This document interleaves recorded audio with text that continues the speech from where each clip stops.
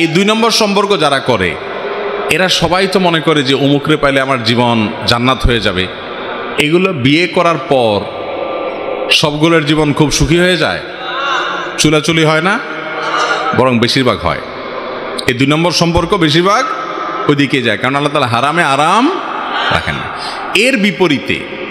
এর বিপরীতে আমি দেখাই বৈবাহিক সম্পর্কের মাধ্যমে যে সম্পর্কগুলো গড়ে ওঠে, এখানে অশান্তি হয়, কিন্তু এখানে তুলনামূলক কম হয়।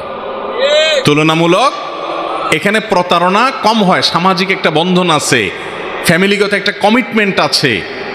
এটা এরকম হয় না ভাইরা আমার। ঠিক একইভাবে আল্লাহ তাআলার কাছে আমরা সুখ চাইবো নাকি টাকা চাইবো? একটা কথা আমি সবসময় বলি, আপনি সুখ তো চাইবেন, কিন্তু আল্লাহর কাছে বলেন আল্লাহ লটারির টিকিট কিনছি, আল্লাহ 40 লাখ টাকা লটারি দিয়ে দাও, আল্লাহ আর কিছু চাবো না জীবনে, এটা হলে শুধু চলবো। এরপরের প্রশ্নটা একজন ইমাম সাহেবের প্রশ্ন। এই প্রশ্নটা আমি এখানে করতে পারলাম না, শুধু এতটুকু বলবো, এই ধরনের প্রশ্ন ব্যক্তিগতভাবে জানার চেষ্টা করবেন, মেহেরবানি করে এই ধরনের প্রশ্ন ব্যক্তিগতভাবে জানার চেষ্টা করবেন এবং আল্লাহর কাছে ইস্তেগফার করবেন, তওবা করবেন, আল্লাহ তাআলা মাফ করুন। এরপরে প্রশ্ন, মহিলারা দ্বীনি কাজ কিভাবে সক্রিয়ভাবে অংশগ্রহণ করবে? এই বিষয়ে রাসূল সাল্লাল্লাহু আলাইহি ওয়াসাল্লাম নির্দেশ নাকি? মহিলারা দ্বীনি কাজ করবেন মহিলা সুলভ যে সকল বিধিনিষেধ আছে সেগুলো ঠিক রেখে পর্দার মধ্যে থেকে তারা দ্বীনের দাওয়াতি কাজ করবেন। অনেক মহিলা আছে দাওয়াতি কাজ করার জন্য ঘর থেকে বের হয়ে যায়, স্বামীর কথাও শুনে না, বাপের কথাও শুনে না, এক জেলা থেকে আরেক জেলা চলে যায় মাহরাম ছাড়া, আছে না নাই? এগুলা জায়েজ নাই। আপনি কোনো বাড়িতে তালিম করবেন, সেখানে পর্দা প্রশিদার সাথে যেতে হবে, অভিভাবকদেরকে সম্মতি নিয়ে তাদের কাছ থেকে অনুমতি নিয়ে যাবেন।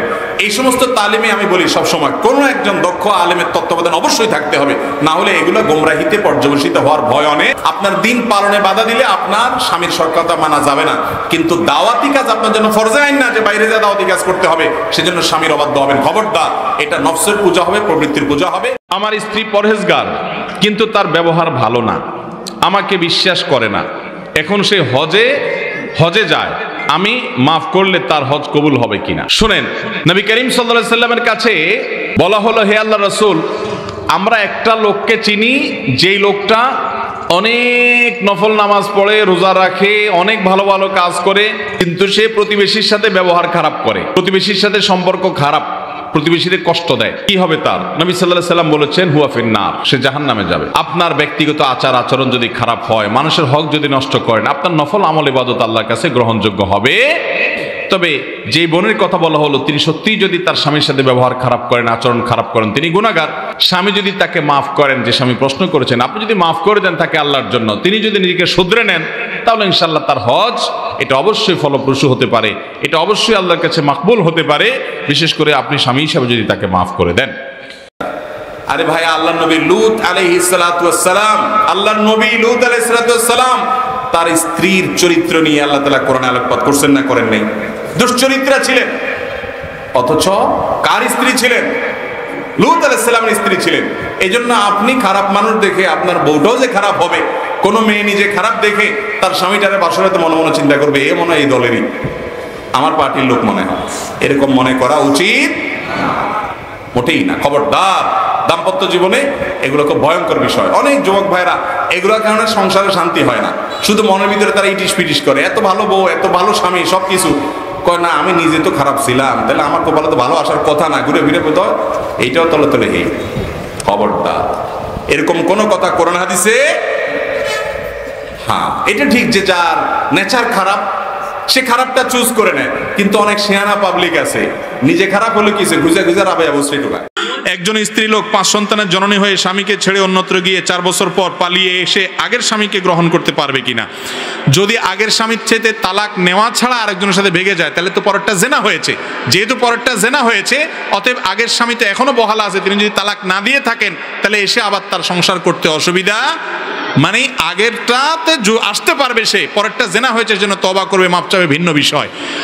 আর যদি এমন হয় আগের স্বামী থেকে তালাক নিয়ে যান বা তালাক হয়ে যায়, এরপরে আরেক স্বামীর কাছে গেছে, তার কাছ থেকে যদি আবার এসে পালায়া চলে আসে তালাক নেওয়া ছাড়া, তাহলে তো প্রথমটার জন্য হালাল হবে না, দেখতে হবে যে ঘটনা কি ঘটছে। এরপরে প্রশ্ন হলো, আমি নামাজের সময় একটা ছোট সম্ভবত অ্যাঞ্জেনা সাপ দেখলাম, খুব ভয়ের সাথে নামাজ পড়লাম, নামাজের সাপ দেখাটা কি কোনো খারাপ আলামত বহন করে কিনা?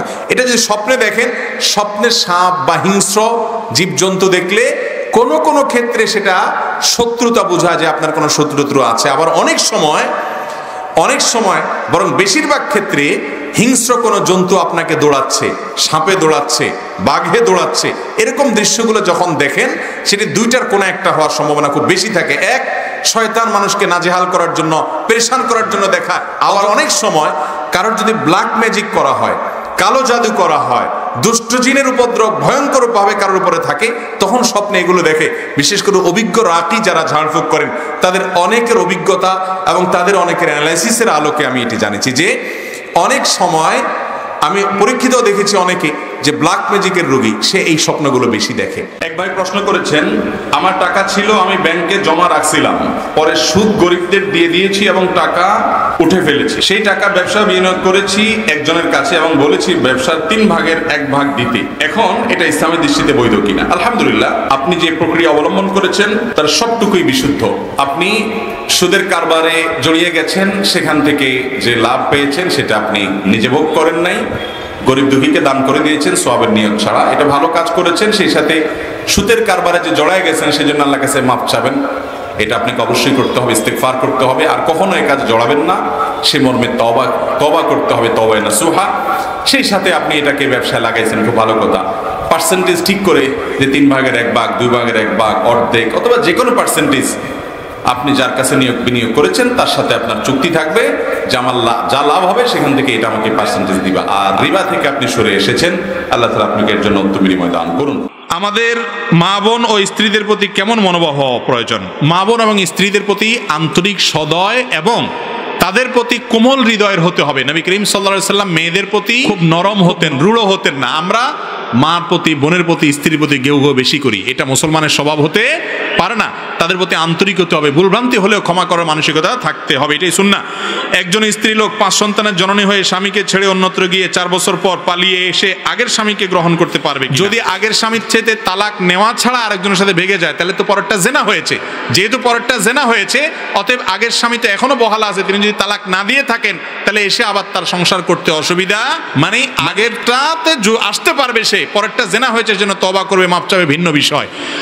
আর যদি এমন হয় আগের স্বামী থেকে তালাক নিয়ে যান বা তালাক হয়ে যায়, এরপরে আরেক স্বামীর কাছে গেছে, তার কাছ থেকে যদি আবার এসে পালায়া চলে আসে তালাক নেওয়া ছাড়া, তাহলে তো প্রথমটার জন্য হালাল হবে না। অল্প বয়সে চুল পেকেছে, কালো কালি করলে নাকি ফরজ গোসল হবে না? সঠিকটা জানতে চাই। ফরজ গোসল হবে না হবে এই প্রশ্ন তো পরে। কালো কলম ব্যবহার করা জায়েজ নাই। নবী করিম সাল্লাল্লাহু আলাইহি ওয়াসাল্লাম বলেছেন, কারোর চুল বা দাড়ি যদি পেকে যায়, সেগুলোকে সে কোনো কালার দ্বারা পরিবর্তন করুক। মেহেদি দ্বারা আপনি রঙিন করেন, আপনি যদি কালো কালার দিয়ে পরিবর্তন করেন, তাহলে নবী সাল্লাল্লাহু আলাইহি ওয়াসাল্লামের নিষেধাজ্ঞার খেলাফ হবে, এটা নাজায়েজ হবে, গুনাহ হবে। তিনি বলেছেন, গায়্যিরু হাযা শাইবা ওয়া জান্নিবু সিওয়াদ, তোমরা কালো কালার থেকে বেঁচে থাকবা, চুল দাড়িকে কালো কালার করবা না। এটারে কি বলে আপনার খেজাব, কালো খেজাব মারবা না।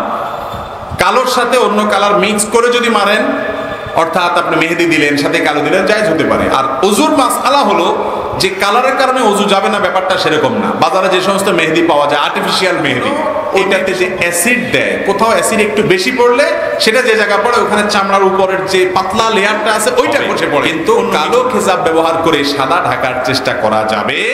এরপরে প্রশ্ন হলো, আমার ভাই প্রবাসী, সেখানে সে যেই দোকানে কাজ করে সেই দোকানে হালাল ও হারাম খাবার দুইটাই আছে।